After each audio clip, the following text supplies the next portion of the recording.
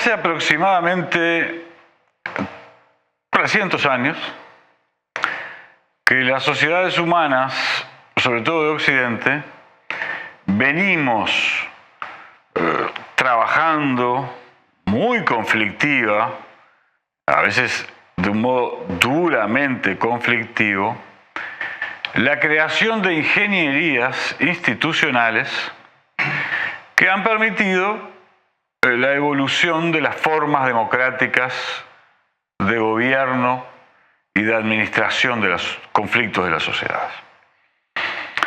Le llamamos a eso el Estado-Nación, y quienes más lo han estudiado, quienes lo han hecho con más sofisticación, son sin duda un filósofo, Hegel, y un sociólogo, Max Weber.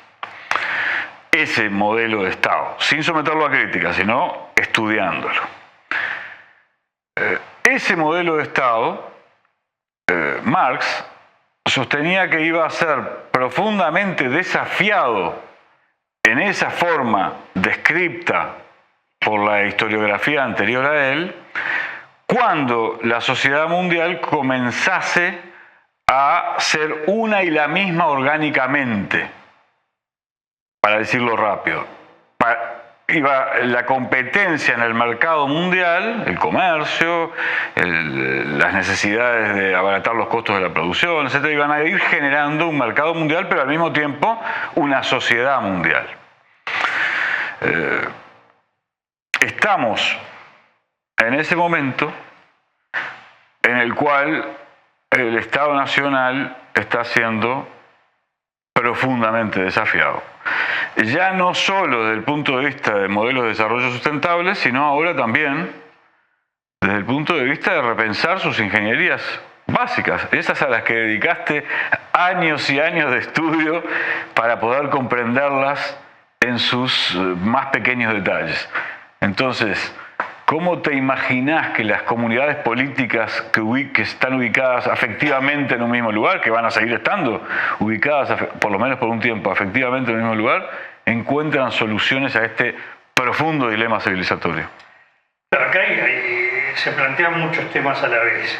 El primero, si miramos, por ejemplo, la Unión Europea, que es el mayor modelo de asociación política de Estados-nación, digamos, de los primeros Estados-nación constituidos en la historia más bien moderna, contemporánea, vemos cómo se ha producido un desplazamiento muy fuerte de los centros de decisión, de la verdadera toma de decisión, desde los países a lo que le llaman en Europa Bruselas, es decir, a las autoridades centrales de la Unión Europea, que se discute mucho cuál es su democraticidad.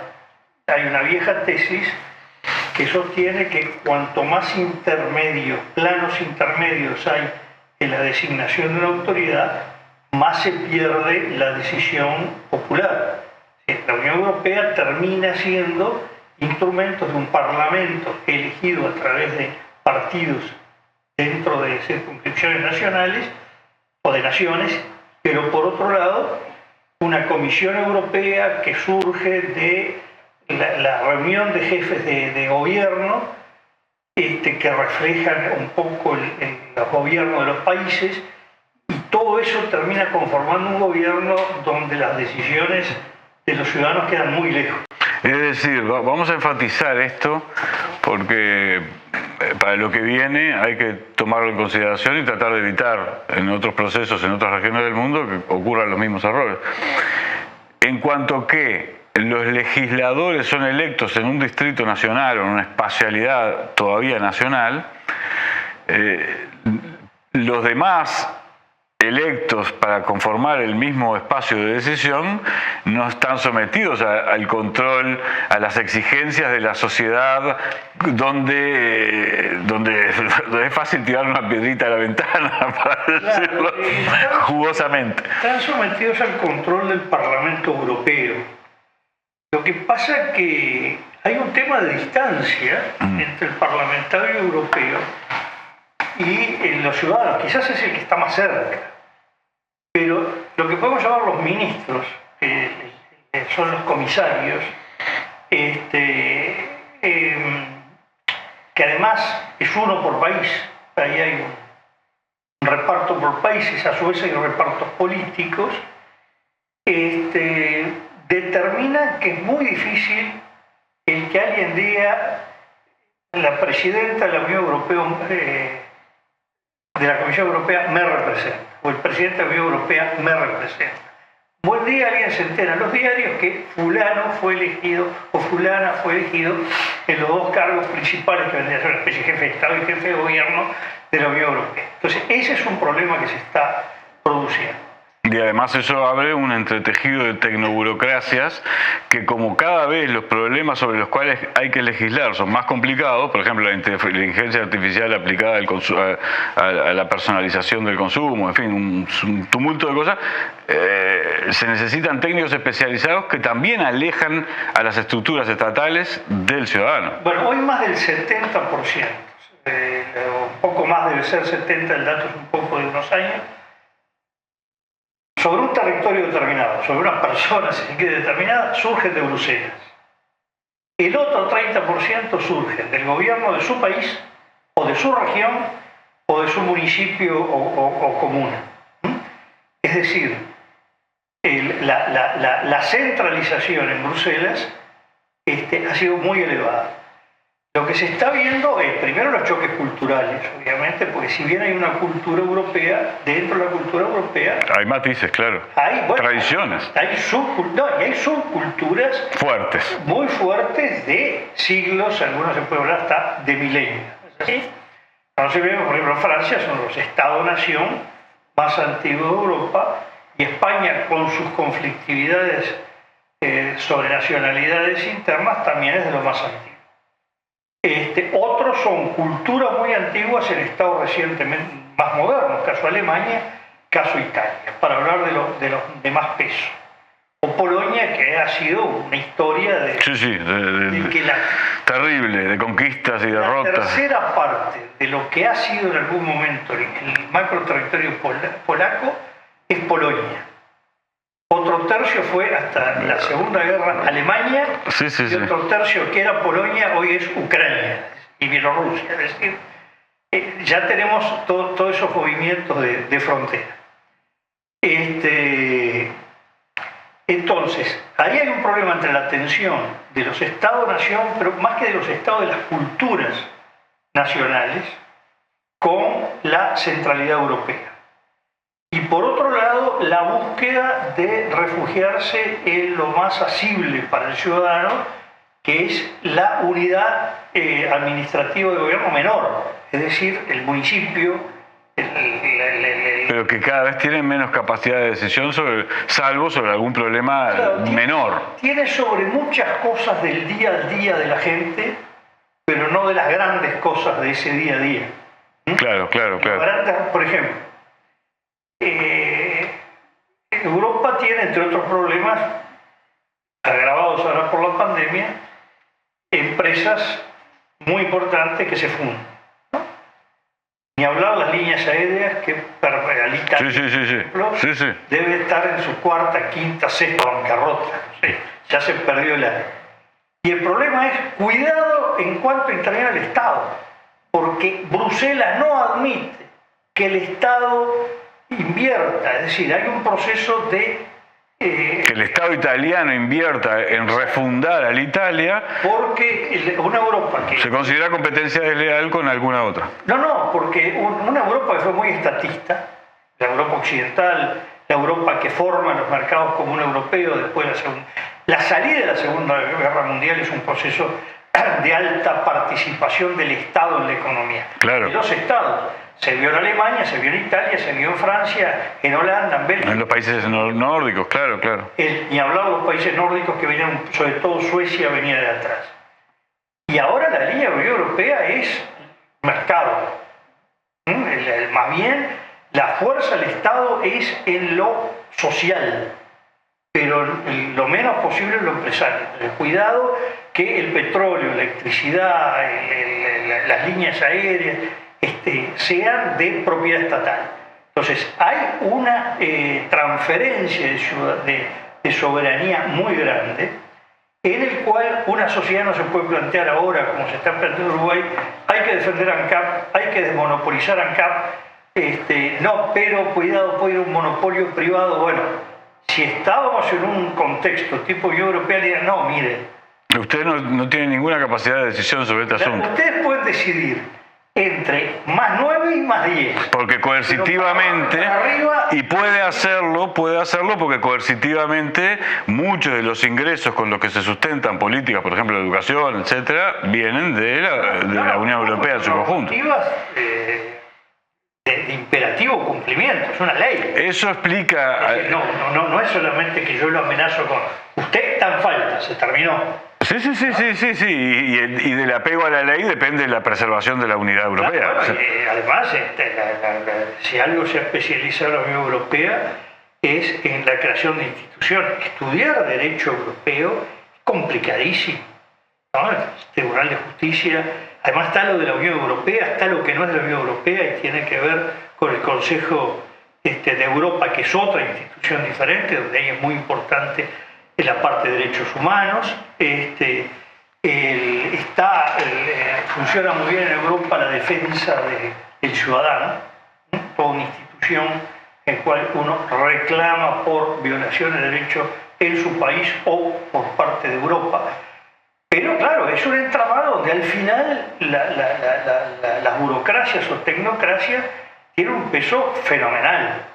Es decir, cuando alguien se encarga de un ministerio europeo, digamos, el título del comisario de algo, bueno, el margen de maniobra lo tendrá 2 años después que logró vencer todo un andamiaje. Primero entender el andamiaje y después... Bueno, los que van son gente que vienen de mucho rodaje en la política europea o de sus países vinculados con Europa, es decir, o entienden el tema. No hay nadie que sea ministro en un país europeo que no entienda lo que en su área se desarrolla en toda Europa. Si no, no anda. Claro, no puede funcionar. No es tanto un tema de capacidad, sino un tema de trabazón de la burocracia. Entonces, este es un desafío que hay. Porque además, para que las integraciones funcionen, se requiere la armonización de muchas cosas.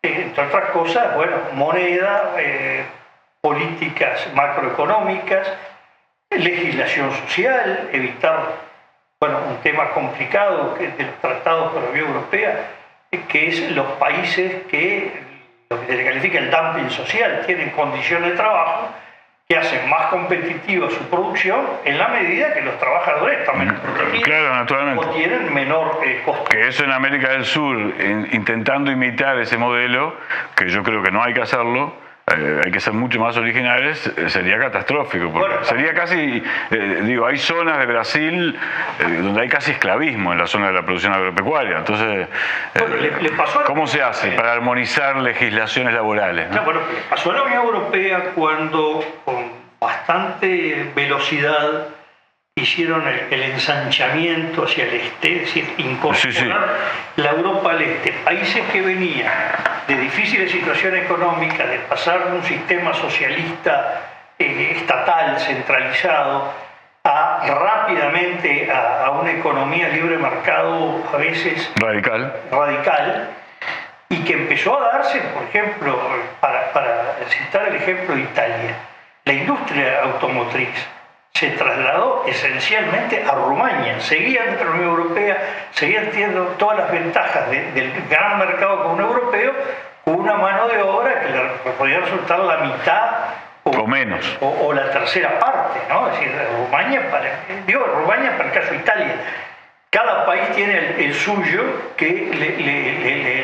cada país grande tiene su país del este que le hizo competencia en alguna actividad, ¿no?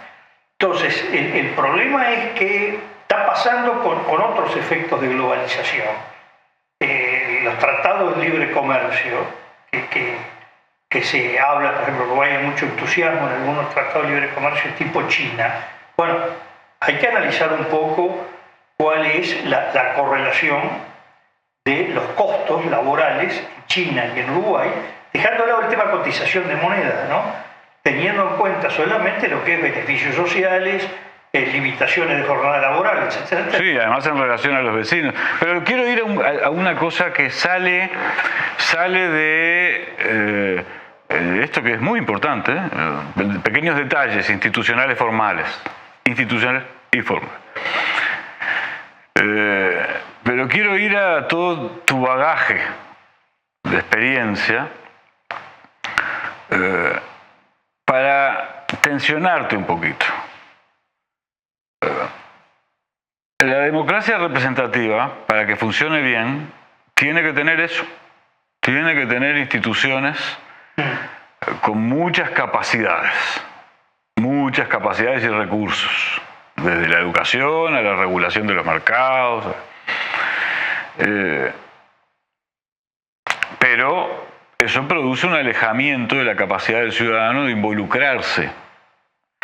Si a eso le sumamos que las dinámicas productivas están sobreexigiendo al individuo el otorgamiento de su tiempo para asegurar una calidad de vida más o menos digna, entonces tenemos dos presiones sobre el individuo. Una presión institucional y otra presión burocrático-institucional y otra presión productiva. Eso es una tensión que se está viendo en cómo emergen diversas reacciones frente a ese fenómeno. Discurso populista, radicalismo, pero también desasosiego, ausencia de expectativas, no solo políticas, democrático-igualitarias, por ejemplo, sino existenciales. Entonces, a mí me interesa ver vos cómo ves eso para adelante, tomando en consideración todo lo que has acumulado en tu vida productiva y profesional.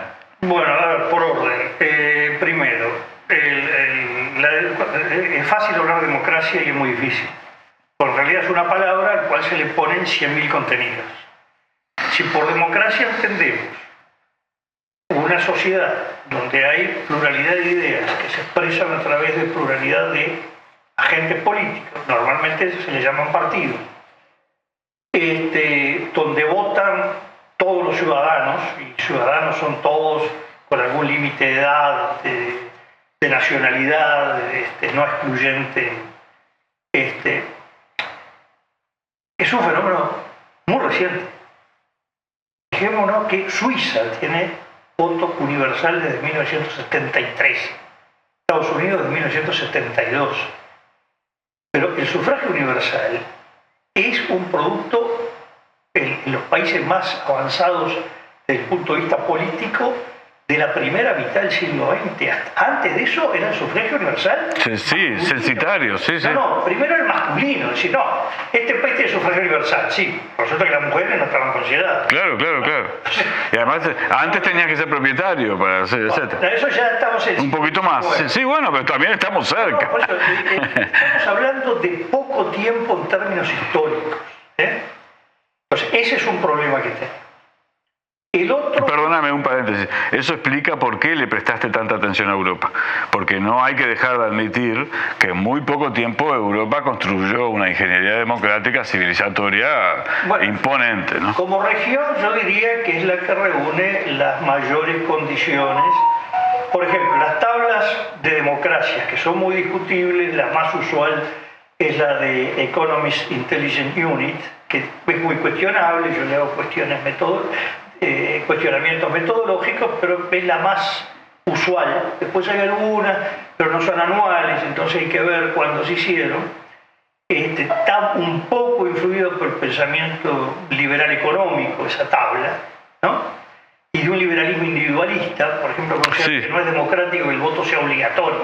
Sí. Pero aún así, con todas esas, habría países que lo sacaría, otros subirían unos puntos, pero hay unos 16 países del mundo que son los que a lo largo de 10, 15, desde que existe esta tabla, están siempre ahí. Se puede considerar como democracias plenas. Que son las democracias plenas estables. Sí. Democracias plenas estables. Fuera de Europa es Canadá, Uruguay, semi-europeo culturalmente, Australia, Nueva Zelanda, Japón y Mauricio. en la República de Mauricio, en África o Índico, ¿no?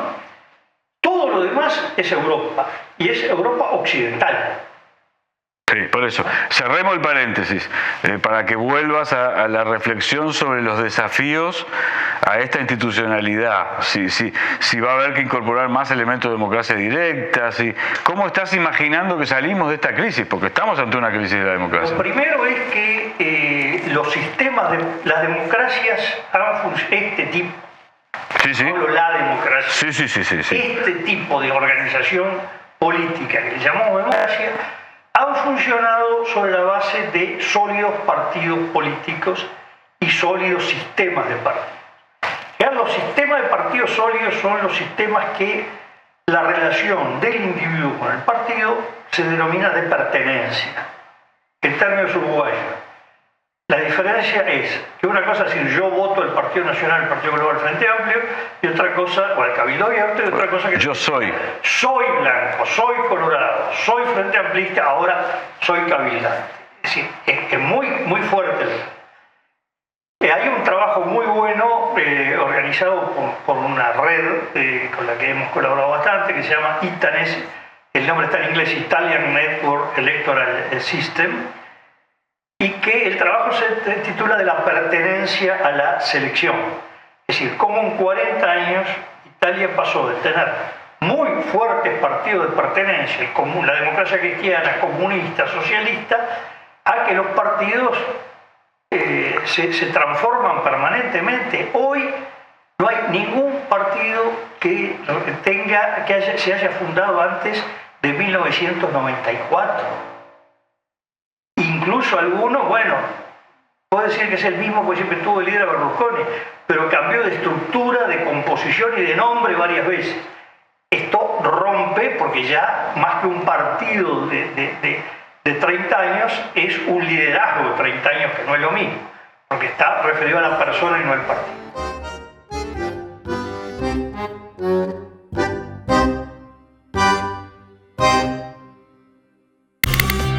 Necesitamos una comunicación en sintonía con tu sensibilidad, una comunicación alternativa a la que ofrecen los medios dominantes. Otras miradas, otras voces, otras personas, otras ideas. Todos tienen derecho a tener su voz. Para sostener una comunicación alternativa necesitamos que nos apoyes. Hacete socio de la comunidad de Caras y Caretas en carasycaretas.com.uy/socio. Haciéndote socio, estás ayudándonos a comunicar, estás ayudándonos a romper el blindaje. A vuelta, ahí, tan. Es un honor formar parte de Caras y Caretas TV, donde hay lugar para todo tipo de contenido y también para el humor. ¡Sumate!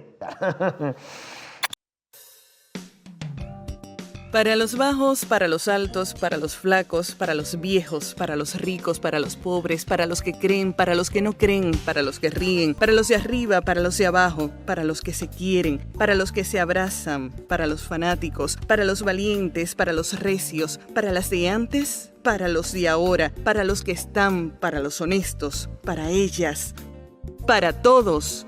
Caras y Caretas, lo que nadie te muestra.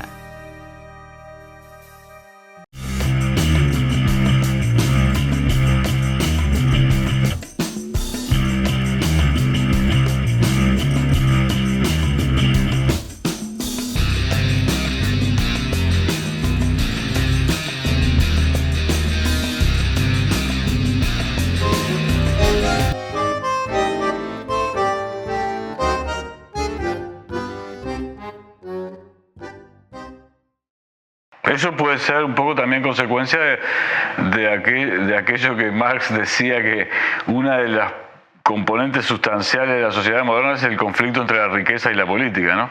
Y como se ha acentuado en algunos sentidos la influencia de la riqueza, las necesidades de las conglomeraciones productivas, para decirlo sin ningún ribete ideologizante, de que se tomen decisiones a su favor en un contexto muy complejo de la economía mundial, competitivo, hipercompetitivo, enfatizan la necesidad de la ahora así, digo en broma, de la riqueza de influir, de tener mayor capacidad de influencia sobre las decisiones políticas. Sí. Eso capaz que también ha influido en el deterioro, ¿no? Son muchas cosas. Una de ellas es que que es una contradicción.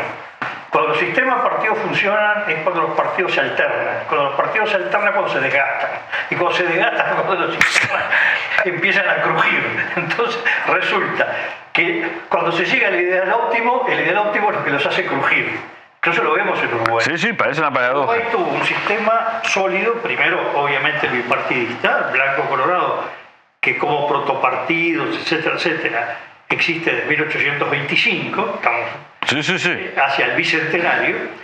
Luego lo que podía ser partidos tradicionales, Frente Amplio, pero el Frente Amplio pasa a sufrir todo el desgaste de la términa misma. Una cosa es un partido que tiene el mañana y el futuro por delante, y otra cosa estar en el gobierno. Claro, el desgaste, sí. Sus conflictos. Los desvíos de los hombres, en fin, tanta cosa. Claro, ya vienen las desilusiones. No es menor que nosotros hemos cuantificado que en un país de 2.400.000 votantes, 400.000, la sexta parte, votó en algún momento el Frente Amplio entre 2004, 2009 y 2014 y no lo votó en el 19. Una rotación de la sexta parte electoral. Esto implica desgaste. Este desgaste implica desgaste del sistema partido. Cuando hoy miramos el mapa del mundo. Un segundo. Vos estás hablando, porque esto es bien importante situarlo y ya te doy de nuevo la palabra. Estamos ante un desgaste de la capacidad del Estado Nacional de dar respuestas a programas de desarrollo sostenible en muchas partes del mundo, incluido Europa. Estamos ante una crisis del Estado Nacional por esta misma razón, ante una cierta crisis de la democracia por esta misma razón, porque la sociedad no percibe que los sistemas de partidos, ahora vengo a las razones de la crisis del sistema de partidos, más allá de las alternancias y de la calidad institucional de ellos mismos, esté dando las respuestas que las sociedades necesitan y demandan, a veces un poco con expectativas demasiado exigentes para los tiempos históricos, pero también tiene que ver con la inmediatez ahora que la gente participa de eso, todo lo quiero ya, ¿no? Así que estamos sumando problemas. Claro. ¿Por qué empezaste? A mí me interesaba preguntarte, y por eso te interrumpí, ¿por qué empezaste por el sistema de partidos? Bueno, por entender que el modelo de democracia que se ha construido en los últimos 2 siglos estuvo basado en la construcción de un sistema partido. Primero partidos de élite o de notables, después partidos más populares, después partidos de masas. Masas en el doble sentido, de masas activas o de masas pasivas o llamado opinión pública. Pero de alguna manera la gente construyendo una decisión política individual. Participando de procesos de deliberación democrática influyente, como decía Habermas. Y decidiendo. Sí. El tema es que la forma de trasladar eso que se diseñó fue a través de los partidos políticos. Entonces, ¿qué es lo que pasa? Que cuando los partidos políticos crujen, lo que cruje es la forma de representación. Entonces tenemos sistemas en que hay formas de partido, por cierto que los partidos que cambian permanentemente. Miremos México, estamos ante un partido que está gobernando que no existía 15 años atrás. Sí se puede decir que la raíz... Había tradiciones, sí, los Cárdenas, etcétera, pero, liderazgos, sensibilidades, pero no partidos. Esto viene del Partido Revolucionario Democrático, pero no es lo mismo que el Morena, que el Movimiento de Renovación Nacional, de Regeneración Nacional, lo cual cuando cambia la estructura, el nombre y hasta los integrantes del partido estamos hablando de otra cosa. Entonces esto genera mucha más volatilidad y la volatilidad genera mucha más incertidumbre. Lo otro es que también se está viendo que mientras antes, para bien o para mal, se elegía un gobierno y ese gobierno gobernaba, hoy gobierna sí, pero mire que no haga esto porque los mercados le van a decir que... Y así viene Rodríguez Zapatero, dice con absoluta claridad que a él lo terminan empujando un conjunto de elementos donde operaba ahí lo que se puede llamar Bruselas, más Fondo Monetario, Banco Central Europeo, el gobierno central, y que tira a Berlusconi en Italia. no es que uno es porque era socialista, uno socialista y otro de centro, porque los dos estaban en contra de la política que estaba impulsando el Fondo Monetario Internacional, el Banco Central Europeo y la conducción europea, más que la burocracia de Bruselas, Alemania con Angela Merkel. Que precisamente hoy esas tres figuras, el presidente del Banco Central Europeo, Mario Draghi, hoy es el que gobierna Italia, Christine Lagarde, que era la que dirigía el Fondo Monetario Internacional, hoy dirige el Banco Central Europeo y sigue Merkel, y los tres hoy aplican las políticas que en su momento le cuestionaron a Rodríguez Zapatero y a Berlusconi. Le cuestionaron la voluntad de aplicarlas a Rodríguez Zapatero y a Berlusconi. Hoy hicieron un giro de 180. Que era darle menos importancia al déficit y más al incentivo del desarrollo del consumo y de la economía. Tanto Berlusconi como Zapatero, y mucho más Berlusconi, era el gasto con finalidad social y económica, ¿no? Que es lo que quería Grecia y la ahorcaron con Tsipras. Entonces tú ahí estás yendo al nivel de cómo lo que podríamos llamar la impotencia productiva, competitiva de las naciones frente a Estados Unidos y China, porque al final de eso estamos hablando y hay que decirlo, pone a decenas de líderes, a decenas de sistemas de partidos, nada menos que de Europa, ante esa impotencia que los desacredita y por eso también produce... Yo diría que no solo... Pregunto, ¿no? No, yo ahí digo, me quedo acá porque no me meto en un tema que no es el mío, que es el económico y el financiero. Sí, lo que estoy viendo es que hoy estamos en un sistema económico donde no es solo lo productivo lo que pesa, sino lo financiero. El tema de números que circulan por ahí, de papeles que ya ni siquiera son papeles, ya son números en computadoras y que inciden en que un país le vaya bien o le vaya mal y afecte sus decisiones. Se está viendo, ahora ya pasó a un nivel menor, pero cómo son las calificadoras de riesgo, qué pasa con el grado inversor, qué pasa con esto, qué pasa con aquello, limita el poder de los gobiernos nacionales. Entonces, ahí hay un tema. Quizás los gobiernos nacionales están conservando autonomía, es más en la parte no económica. Por ejemplo, lo que podemos llamar las agendas de derechos civiles, ¿no? Si un país va desde penalizar la homosexualidad a consagrar el matrimonio entre personas del mismo sexo, o el aborto. Así que en los hechos vos estás diciendo que una de las razones por las que esa agenda se desarrolla es porque hay todavía potestad, para decirlo con el lenguaje aristotélico, los gobiernos todavía tienen la potencia de intervenir en esos asuntos. Digamos porque son todos una serie de... Además de las demandas naturales, de ampliar los espacios de libertad, claro. Temas que quedaron rezagados. Por supuesto. Temas de modernidad. Por supuesto. Temas de conflicto entre lo religioso y lo laico, o la visión más conservadora y más moderna de lo religioso, en fin, son muchos los elementos que están en juego, pero también es donde hay más espacios con menos intervenciones ajenas.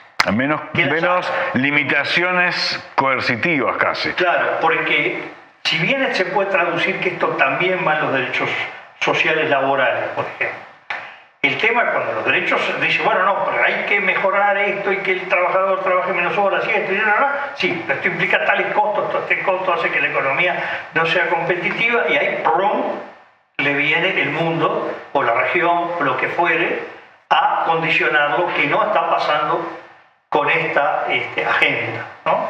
Entonces ahí vemos cómo lo que vamos a llamar el soberanismo se pierde o se mantiene según los campos.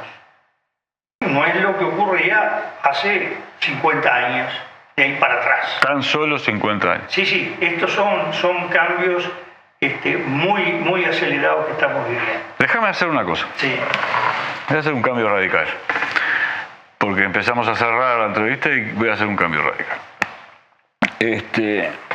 Hace unos años, desgraciadamente, bastantes años, mantuve una conversación bastante larga con el general Líber Seregni. Lo entrevisté muchas veces y tuve varias conversaciones privadas, pero yo recuerdo con particular intensidad esta que voy a relatar, porque aunque en ese mismo momento no entendí todo lo que aprendí de esa conversación, sí lo entendí muchos años después, pensando sobre la misma, reflexionando sobre la misma. El general Liber Seregni me habló durante un rato largo, muy largo, y yo en respetuoso silencio, sobre lo complejo que es formar culturalmente a un militar, al que al mismo tiempo que hay que darle elementos de la cultura para que tenga pienso estratégico de calidad crítica, hay que educarlo en el respeto a la verticalidad. Es decir, hay que disciplinarlo para que acepte acríticamente a veces, en casi todos los temas, y durante la guerra en todos los temas, el mando. Yo lo escuchaba, porque yo no le había preguntado sobre eso. Yo le había preguntado sobre cuándo iba a tomar la decisión de por qué estaba demorando y trabajando tan lentamente el proceso de incorporación del MLN al Frente Amplio. Y el general Liber Seregni, esto ocurrió ya hace mucho tiempo y es un tema viejo, pero lo importante de esta conversación es que el general Liber Seregni eligió educarme en lugar de responderme sí no, en esa complejidad. Cómo el líder tiene que tomar en consideración los tiempos para articular cosas que en un momento tomaron decisiones muy radicalmente distintas que comportaban lógicas políticas distintas. Es mejor dicho, una lógica política con una lógica militar. Y yo te envidio un poco, porque me hubiese gustado tener muchísimas más conversaciones con el general Liber Seregni como esas que tuve. Entonces quería pedirte tu rememoración de qué es lo que recordás, así como yo recuerdo esto, por ejemplo, qué es lo que recordás con mayor impacto sobre tu formación espiritual e intelectual. ¿En relación a Seregni? Claro, en relación a Seregni. Mira, el tema es, Seregni es un hombre que tiene etapas distintas. Estoy hablando de la parte del Seregni político. Sí, sí. Bastante marcadas. La primera es el Seregni que emerge después de la fundación del Frente Amplio, si se quiere. Estaba entre bambalinas en la gestión y creación del Frente Amplio, que es un hombre aclaremos, yo voy a hacer una reflexión más general. Todo el tiempo del mundo. Hay que tener en cuenta que hay muy distintos tipos de militares. Dentro de los militares hay un sector de gente que se forma en el pensamiento estratégico. Y en general son los que tienen pensamiento más, o acción incluso, muy cercana a lo político partidario. O político-cultural. Político-cultural y político-partidario. Es decir, Seregni era un hombre que se había formado en el vallismo. Y después dentro del vallismo la corriente que encabezaba Luis Valladares. Entonces, no era un hombre para el cual un dirigente político era algo que veía una foto en un diario. Eran gente con la que él trataba, con la que tenía vida social, con la que conversaba. Es decir, era un militar político. Era un militar político. Pero la formación militar genera cierta rigidez, a pesar de la fluidez de los que están en el pensamiento estratégico, que traducido al campo político necesita un periodo de rodaje, digamos, un periodo de adaptación, que más o menos es el que lleva a Seregni. Seregni tiene una interrupción que va sobre todo de la prisión definitiva que ocurre el 11 de enero del 76, hasta que es liberado el 19 de marzo del 84. Entonces, pero ya ahí, hacia el final, él estuvo preso del 9 de julio del 73 al 2 de noviembre del 74, ahí ya ese periodo y las reflexiones consiguientes lo llevan que el año 75 ya es un Seregni mucho más plástico, mucho más flexible, y el que sale de la cárcel un hombre con una acción política mucho más fuerte y más nítida. Ya es un estadista el que sale de la Lo cárcel. otro que tenemos que ver es que yo considero que el periodo estelar político, el tema después es muy discutible, porque la izquierda hoy está muy lejos de reivindicar lo que fue su obra, fue la salida institucional. Es decir, lo que va. Sereni empieza a emitir documentos desde la cárcel en 1981. Ya son fundamentales los del 82, cuando él va por la línea de lo que él llamó voto en blanco o abstención manifiesta. Después se traduce en el voto en blanco, en las elecciones internas de los partidos políticos habilitados, que el Partido Nacional, el Partido Colorado y la Unión Cívica. Y después, bueno, sigue con toda una elaboración sobre cómo debía ser la salida institucional, que se traduce a su salida en la conformación de la multipartidaria, en la conformación de la concertación nacional programática. Es decir, el esfuerzo por lograr consensos nacionales sobre para afrontar las cosas más críticamente deterioradas durante la dictadura, Sí, que eran muchas, ¿no? La multipartidaria más bien para afrontar la parte política de la transición. Claro. La concertación nacional programática, que incluía a los partidos más empresarios, más trabajadores, La económico-social. estudiantes, etcétera, etcétera, ver el modelo económico, que no era solo lo que se hubiera deteriorado, sino Sereni tiene una idea muy ambiciosa que fracasó, era ver la CONAPRO como algo más parecido a los pactos suecos del 33 al 38, o los dos tipos de pacto de la Moncloa de Adolfo Suárez y Felipe González, como cierta construcción de modelo del país. No solamente de medidas urgentes una vez que se restauren las instituciones, que es en definitiva lo que terminó siendo la CONAPRO. No quedaron grandes líneas de construcción de modelo del país. Y ese fue el periodo en que él fue verdaderamente líder del Frente Amplio. Es decir, líder, porque ¿cuál era el problema que tenía Sereni? En un frente plural, con fuerzas políticas, bueno, ni hablar cuando se funda, con historia previa, con grandes dirigencias, él tenía que ser el moderador, en el sentido del que el sintetizador, el que buscaba el punto de síntesis de los distintos pensamientos y pretender a su vez conducir él. Eso terminaba en un conflicto. Cuando él pretendía conducir, rompía la síntesis. Cuando buscaba la síntesis, ya no conducía, hacía un promedio matemático de alguna manera.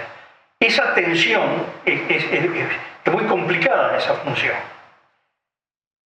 Él ejerce un liderazgo con la palabra. Acá se habla de líder cuando alguien es el referente para que lo voten. No, liderar es conducir, es guiar, es tomar decisiones, dice una palabra que resulta a veces antipática, mandar. Bueno, Sereni manda desde 1981-82 más o menos hasta el 86. Ahí es cuando las decisiones las tomaba él. Los demás podían estar de acuerdo desde el primer momento, el segundo momento, el tercero, pataleaban y al final terminaban o todos de acuerdo o todos obedecían. Ese fue el periodo real de conducción de Sereni. Y ahí lo que se usó, ¿y por qué señalo esto? ¿Hasta qué fecha dijiste? 86. Ahí empieza ya el Frente Amplio a quedar muy complicado, empieza ya las semillas de la ruptura que se termina. Ah, sí, está correcto. Entre diciembre del 88 y principios del 89. Entonces ya la conducción de se empieza a debilitar, se debilita sustancialmente. Entonces, pero seguí la línea de razonamiento porque nos quedan pocos minutos y me importa mucho ese aprendizaje. Lo que yo creo que fue el periodo más estelar porque fue un periodo en que la política cotidiana, la política menor, estaba un poco fuera del escenario. Y era el momento del pensamiento estratégico. Del pensamiento, es decir, estamos en un régimen autoritario. De este régimen hay que salir. ¿Cómo se sale? Bueno, desarrollar esto debería por largo tiempo. Sí. Hay distintos modelos de salida en el mundo. Sí. No, pero lo importante es la síntesis. ¿Cuál es el objetivo? Si el objetivo es tal, este camino no es posible, quedaste solo. Si quedaste solo, hay que caminar hacia ahí. Y yo viví diariamente la contradicción entre la forma de pensar de Seregni y de la mayoría de los dirigentes políticos. Mientras Seregni empezaba por el punto de llegada, los demás pensaban en el punto de partida. No, pero si demos este paso se nos puede complicar y está tal otro que dice, no, ¿a dónde vamos a llegar allá? Si vamos a llegar allá, ¿cómo hacemos para ir ahí? Si uno empieza a pensar cuál es la vía de tránsito de salida de Montevideo, que hay menos tránsito, decide ir a Rocha y cuando quiere acordar está yendo a Colonia, porque eligió por acá, dobló para allá. No, si va a ir para Rocha, ¿por dónde voy a Rocha? Y tengo solo este camino, un oeste, ¿no? ¿Y qué obstáculos tengo y cómo los venzo? ¿Y qué tengo que dejar por el camino y qué no tengo que dejar por el camino? Entonces ahí se vio cómo se conjugaba una concepción estratégica y cómo era todo y creo que eso sí, tiene mucho que ver con su cultura militar, con la cultura... Y general, militar y general, cultura general, digo. Bueno, no de general, sino cultura general, claro, porque tenía una densidad cultural impresionante. Por eso yo digo, cuando hablamos de militares hay que diferenciar. Claro. Los militares de pensamiento estratégico funcionan bien cuando tienen gran cultura general, sobre todo gran cultura histórica. Si no hay gran cultura histórica, les es muy difícil tener el background necesario. Por supuesto. Y para medir las sensibilidades, los tiempos. Bueno. Seregni alguna vez habrá hablado contigo, porque lo habló conmigo, que me reuní tampoco con él. Seregni decía que manejar los tiempos políticos era tan importante como la política misma. Sí. Entonces, hay un problema que se observa en esta etapa del Uruguay, por ejemplo, que generalmente hay malos manejos de los tiempos políticos. Eso, absolutamente. ¿No? O hay excesiva lentitud, excesivo apresuramiento. Y el tema es que en la política concebida en términos históricos. Por eso, por lo que decías. ¿Qué gano mañana? ¿Consigo un voto? No lo consigo. No, claro. En términos históricos, el timing, como se dice ahora, es decir, el dar el tiempo justo es fundamental. Absolutamente. Y lleva a que si el tiempo es demasiado lento, se pierde, y si se apresura, también se pierde. Eso pues, es muy exacto. Absoluta. Yo quería terminar con esto porque en el fondo Seregni fue y va a seguir siendo por siempre, mientras perdure el Frente Amplio como institución política, el líder de esa fuerza política, porque yo creo que ninguno como él, además de participar en el proceso fundacional junto a figuras de un altísimo nivel intelectual, yo creo que él es de los pocos políticos que yo he conocido y también acerca de los cuales he leído, que en algún momento histórico clave manejaron con tanta sofisticación la dialéctica de lo estratégico con lo táctico, sí, que tiene que ver con los tiempos, ¿no? Por eso yo ubico el momento cumbre del Seregni político, ese periodo. Sí. Porque es el periodo que hay que tener una gran claridad de objetivos, una claridad estratégica, una decisión. Cuando a fin de junio del 84, él toma la decisión de que el Frente Amplio debe iniciar pre-negociaciones con las Fuerzas Armadas, empieza prácticamente solo, con muy pocos apoyos. Y fue una batalla de horas y días de convencimiento para poder dar un primer paso, un segundo paso y un tercer paso, que era un proceso que lleva prácticamente 3 semanas hasta lograr que el Frente Amplio, en su casi totalidad o abrumadora mayoría, se alineara, pero no se alineara disciplinadamente. No. Comprendiendo. Convencidamente. Comprendiendo. Es lo mismo. A veces mucho ordenar y que alguien diga, bueno, no tengo más remedio hoy para ir, se terminó, que hoy, a que termine asumiendo. Eso es un liderazgo. Que ese es el camino. Es un liderazgo que es marcar el camino, pero enseñar. Autoridad intelectual y política. Que hay que recorrer. Impresionante. Oscar, te agradezco muchísimo que hayas estado en el Templo del Futuro. Y a ustedes, amigos, déjenme decirles una brevísima cosa, porque la conversación fue larga, está llena de puntas, de temas, y de eso se trata, que pensar temas para el futuro hay que observarlos, visualizarlos. Pero déjenme decirles que yo quería terminar hablando del general Liber Seregni, porque en la vida de las naciones son pocos los momentos en los cuales la capacidad de mirar al futuro con inteligencia estratégica decide la calidad de vida de la nación, no de tal o cual sector político, la calidad de vida de la nación en los próximos, o a veces la supervivencia o no de una nación para adelante.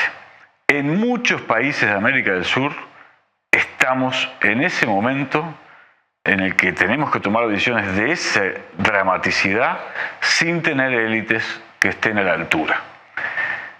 Tenemos que encontrar la forma de poner a dialogar a lo más inteligente, serio y culto de las naciones para pensar futuro. Por eso también existe el Templo del Futuro. Nos encontramos el jueves que viene, amigos.